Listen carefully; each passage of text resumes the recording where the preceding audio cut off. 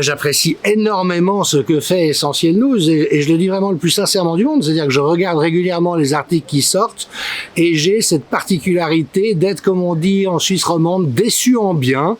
C'est-à-dire que c'est encore mieux que ce à quoi je m'attendais et pourtant je sais que c'est un média qui produit du contenu de qualité. Donc non, je trouve que c'est vraiment un très très bon mélange parce que c'est toujours rigoureux et bien construit, mais en même temps audacieux. Ça ose poser des questions qui peuvent être considérées comme embarrassantes ou excessives. Et puis avec ce repère qu'on n'a pas forcément besoin d'être d'accord avec toutes les idées pour apprécier le fait d'en prendre connaissance et de se questionner soi-même par rapport à ça.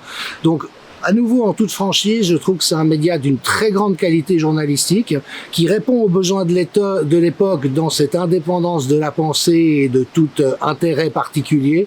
Donc en un mot, je suis fan. Oui, d'autant plus que j'ai été avec d'autres, bien sûr, à l'origine du projet et qu'à l'époque, on était très concentré sur le fait de donner le plus d'informations possible sur la crise sanitaire. C'était un très gros enjeu et on voit qu'il y a encore un ensemble de choses à en dire, donc c'est important de le faire. Mais je suis très, là encore, en phase avec l'importance que des nouveaux médias puissent traiter tous les sujets importants de l'époque.